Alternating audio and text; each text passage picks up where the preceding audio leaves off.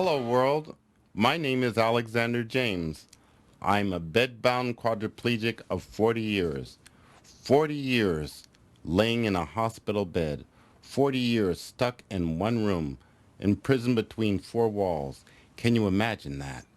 But don't feel sorry for me, for during that time I've journeyed through worlds long dead and worlds yet unborn. Let me take you into the wondrous realm of my imagination. That is the key to life. The journey in life isn't the destination, it's the journey, the adventure of it. Let me show you a project that has taken me 10 years to complete. Negative gravity, in which I turn the world literally upside down for 24 hours. I think you'll be very pleased when you see it. It might help inspire you to envision a world upside down. Here it is. 1, maybe 2 minutes of my storyboard trailer, Negative Gravity, The Mannheim Effect, by yours truly, Alexander James. Negative Gravity, The Manheim Effect by Alexander James. This is a short synopsis.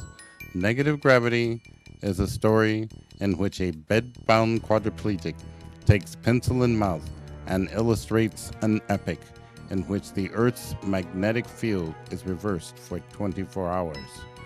During this time, the young man, the protagonist, must undergo a harrowing odyssey to obtain his sister's desperately needed insulin.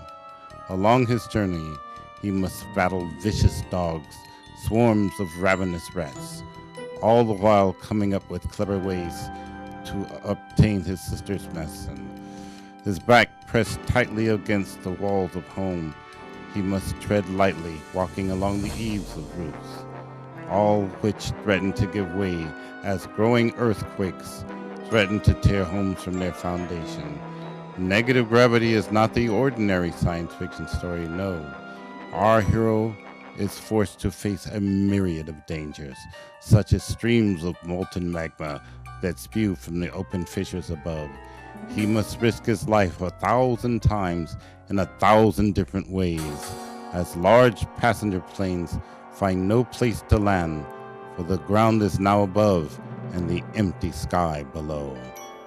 Watch as the oceans rise in a single curtain. You will be awestruck as hapless victims cry out in terror as they too are caught in the deadly grips of this bizarre phenomenon, their bodies hurling up into the infinite sky. All the while, the young hero is being slowly stalked by an axe-wielding madman.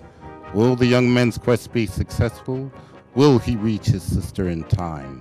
Or will he fall prey to the many deadly impediments that face him? Negative Gravity asks one question. What would you do if you went to sleep on your living room couch and woke up on its ceiling? Alexander James, thanks for this opportunity. I saw you on a television program and I was impressed not only with your story, but you, the energy you put into this project, living the life that you live that most people couldn't even imagine. Tell us a little bit about this science fiction project and what it's all about. Well, Johnny, it came about in an unusual way. I was bedbound when I was 19 years old on 1977, September 30th, 1977, on a lovely day on Carbon Canyon Road in Chino, California. I was on a motorcycle, hit a skid and crashed, and my life had changed at 19. It it would seem like you would think a young man 19 years old and bedbound quadriplegic would think his life was over. Indeed, I did think it was over, but I did not stop using my imagination. I had to do something to pass the time. And they hadn't invented video games then back in 77.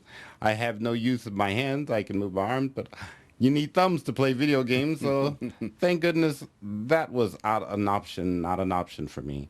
So I had no opportunity for someone other person to envision and use their imagination for me to play games that they have imagined. Wow. So I I envisioned my own world. I created my own world, Mr. Burrell. So And how long did it take you to get to that point of saying to yourself, there's something I can do with my life? Was it a year or two or five or oh 10? after 10 years, it was my sister, my only sister, and her husband passed away when my nephews were quite young. They gave me three nephews and a niece, and when they We're one looking at your sister now, yes, and that's you my as a sister young, Noreen. able-bodied man, and Yes, your mother is in this frame as yes, well. yes. She's quite young there. Yeah, this Yeah. is back in 1977, Chino, California. Yeah, my sister Noreen there. She had asthma. Her husband isn't on the photo, but he had a sudden heart attack, and he died, leaving my three nephews. One was 1 years old. The youngest was one, Walter James.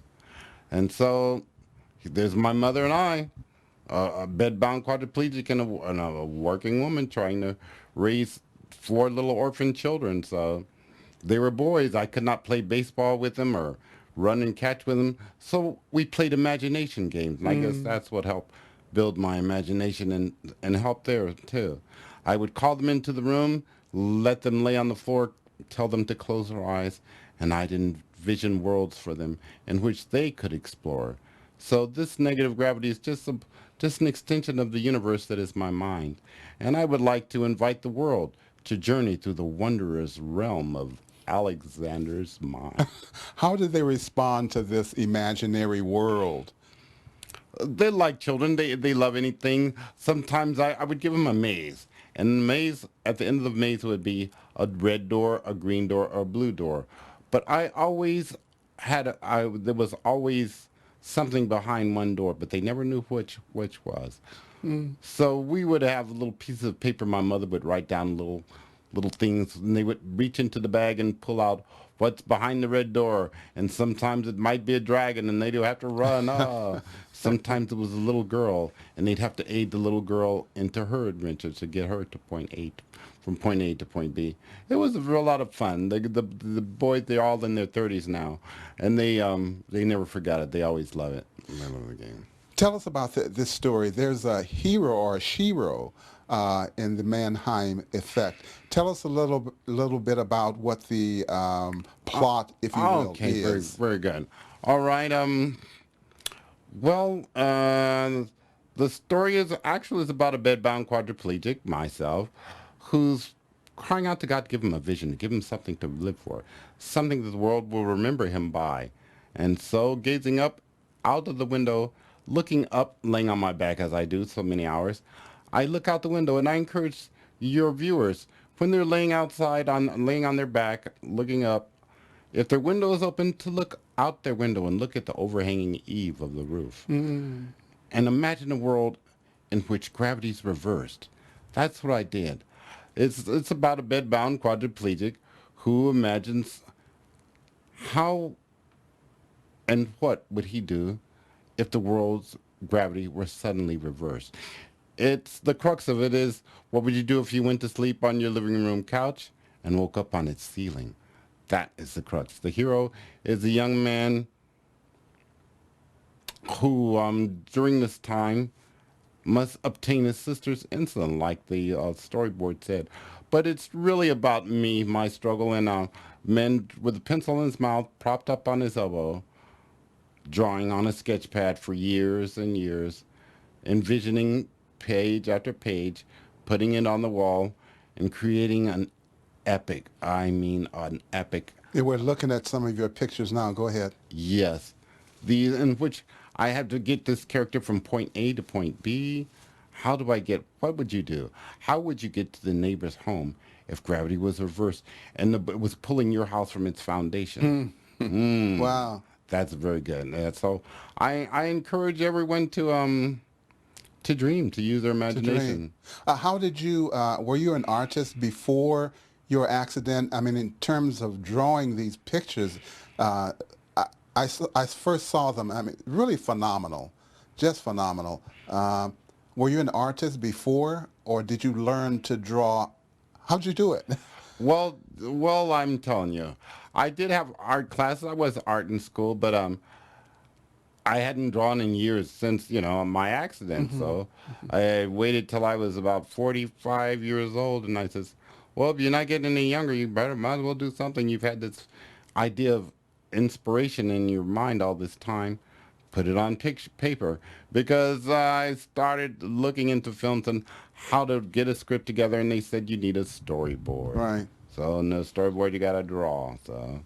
So I started drawing, and the more I drew, the better I got at it. So I'm impressed sometimes myself with some of these drawings. The illustrations are quite well done. More Quite than well well done. done. Yeah. How long would it take you to do, for an example, just a face of a figure? Would it take you hours, a day, 2 days? Each picture, each page was about 2 hours. It depends on the Wow. detail. Uh-huh. And so that's a lot of man hours. But I started working on it when I was 45, and I'm closing in on 60 now. I'm Mm. 59, so it took about 7 years of storyboarding. But I'm not. It doesn't really upset me because it took the creative avatar. What is his name? He took him 6 years to illustrate his storyboard for Avatar. So I'm in good company. 7 years not bad for a guy without the use of hands. So then it took me I had to use my Dragon. I have my headphones usually to control my computer, my Dragon Naturally Speaking. Mm. So I have to I thank God for technology, or none of this would have been possible. So with my Dragon, I wrote the script, storyboard, and now the book will be out soon. So Negative Gravity, The Mannheim Effect by Alexander James. And along the way, when you were down or depressed, your mother has always been there for you, first of all. Absolutely. And talk about the part that she has played in your rehabilitation and just your sanity and even this project. Yes, my mother has been a great strain on my sanity. Oh, I'm sorry. A great, a great aid to keeping me sane. Freudian slip. I'm sorry. Mom,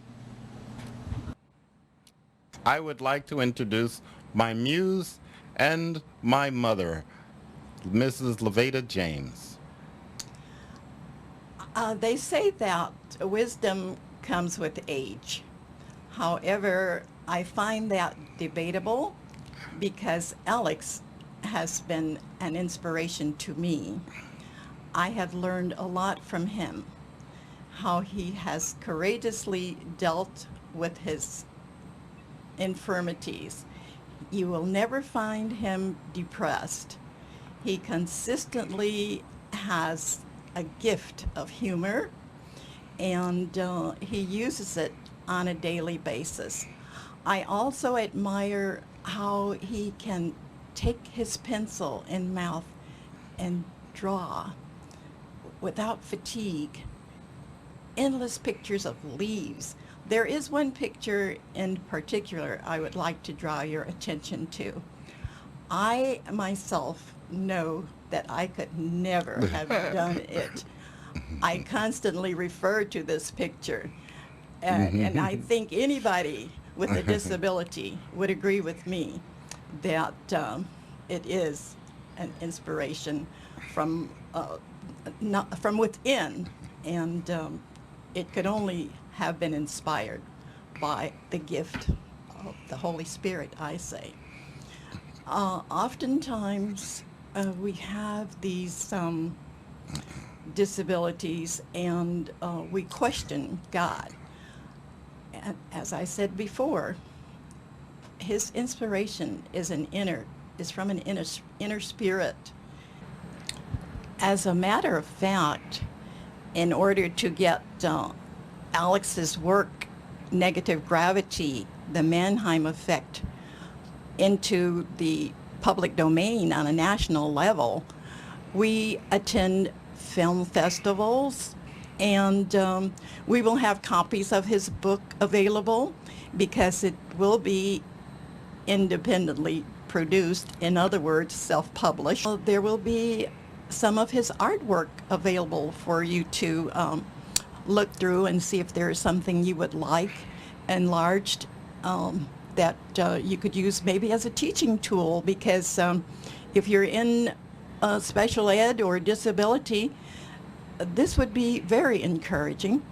And this person is still alive. It's not somebody that's in the past you can report to or have to go to the library to research. This person is still living in California. Oh, fingers crossed. And you asked what was Alex doing in addition to promoting negative gravity, the Mannheim effect, the storyboard, and the book. He's working on another novel.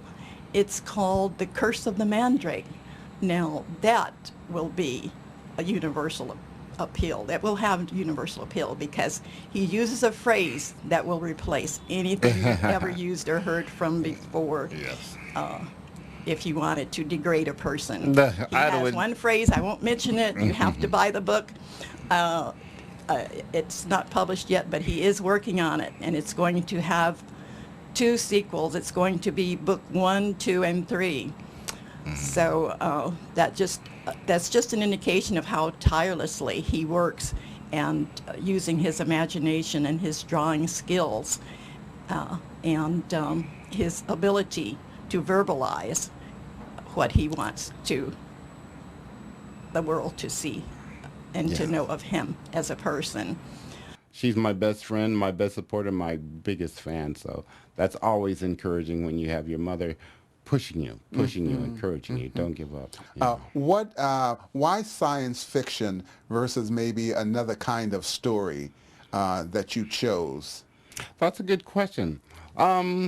Well, there's I grew up in Los Angeles in the 60s, and I was breastfed on Bernard Herrmann. His music would take you to another place, and Ray Harryhausen, his animation. So all my life has been toward science fiction and animation. I love Jules Verne's and H.G. Wells' War of the Worlds. I grew up in the golden age of television, when they would say in color, when color was something new. In living color. And living live in living color. Right. That was great. So yes, that's about science fiction is the thing, and there's very few black people of color, I would say, in the genre, and I want to bust the door wide open and show that science fiction has no color, has no creed, Absolutely. no gender. Yeah, I talked to another young black man, Jason Stewart, and his thing is science fiction, and I think you were the other black person, male or female, that I saw whose themes and whose interest was science fiction. So that kind of got my attention as well, aside from just your energy and the story. What would you say to? Let me back up a second. When you go back 40 years on that day when you were 19 years old, how was your life before that time, and had you ever faced some kind of challenges that you thought were just out of the question, and then all of a sudden you find yourself in this predicament, if you will? How was your life before? Do you think about that and at all sometimes? Well, my life was the average American teenager's life. I had a motorcycle, I had a nice room, my little stereo and headphones, and I would sketch and little summer jobs. So I was like every young man. My mind thoughts toward the future weren't really that clear. Sure. So it wasn't, all this came as a very sudden change, this accident here. But as the Bible says, he says, what Satan meant for evil, God has turned to good. Well, I felt that maybe the hand of God has given me a little bit of grace, taught me a little more patience, and given me the opportunity to inspire other people, perhaps. Well, you're certainly doing that. I worked in a physical therapy department from the time I was 17 till I was 27, and so when I saw you on this television program, one of the things that struck me was I thought back to that time, so I know what it takes to do the kinds of things that you're doing, not just with your drawings, but with your life. Worked with quads and paras and people whose lives were turned upside down, if you will. So no pun intended. In I terms know. Isn't that a coincidence? yeah, yeah, and maybe life, we never know what cards are going to be dealt. I have a granddaughter who lives in a wheelchair. My son lives in a wheelchair. He was in a car accident. So I find myself being surrounded by people whose lives are different than mine, but are so inspiring. And since I've met you, I try to remember the kinds of things you say. Look around you. If the window is open, look up and. That's right. Yeah. You don't know how you've been blessed. Count your blessings. As bad as you think things are, there's other people that are suffering much worse than you. I found that out at Casa Colina Rehabilitation Hospital and my accident in Upland. So as bad as I was, there was somebody that was in a worse condition. As my back hurt, there was someone with a decubitus, like a bed sore that was very bad. So I'm not a big moaner and whiner. But I felt that since my world was turned upside down, I'm going to turn the entire world upside flipping down. There you go. It's get back time, huh? Payback, baby. Payback. The name of your project, how did you arrive at the Manheim Effect? That's a good question. Negative gravity. I said... Yeah, negative gravity. I think it's very cool. I love it. Because I thought of space, and when you're a spaceship, it's zero gravity. Zero gravity, everybody be just like floating around like balloons. That wouldn't be a plot, floating around. But negative gravity is like the reverse. It's without gravity, so it's pulling it in the negative, the opposite direction. So I said, okay, that's it, negative gravity, and the Mannheim effect. Professor Mannheim just seems like a cool butt name. I just made it up. It sounds German. It sounds science fiction. And so Mannheim. It sounds great. You're not going to give the whole plot away. The young man who... Oh, no. You have to buy the book. And when you see the movie, then you'll say, they changed the ending. Hollywood always changes the ending of movies. So I read the book, so... When you get the book, then you'll enjoy it. We'll together we'll both see if they kept it like the book. I like when movies are kept strictly to the book and they don't have any artistic changes, like H.G. Wells' First Men in the Moon. Wonderful book. I love it. Where Jules Verne's men go around the moon, H.G. Wells goes into the heart of the moon and finds these moon creature, a race of men. I thought that was fantastic. But in the Hollywood movie, they throw a woman in, a blonde lady who was never in the script, never in the book, and she's got her bloomers on floating up. So I said, okay. And when worlds collide, oh my goodness, that angered me so much. They get a ship to bring just the seed of humanity out because the Earth is going to be collided with another planet. And when the spaceship lands, you would think you were in an Aryan, Nazi Aryan commercial because everyone is blonde. The only room they have, person they have room enough for, other than these blonde couples, is the dog and their puppies. I said, I want to do something a little different around here. Huh? So I'm gonna, let's get some color in here to sci-fi. Well, I'm not just impressed. It's that's a wonderful project. And we see on the screen now your contact, how people can reach you. Yes. We have your email address on the screen. So you have the last word. Well, as old as you are, as young as you are, whatever your physical limitations, it's nothing. The secret is the mind. The mind is the life. So never stop dreaming. Never give up, no matter how old you are. There's always room to begin again. Thank you very much. The Kindle edition of Negative Gravity, The Mannheim Effect by Alex James, is now available on Amazon.com for $9.99. Download one today.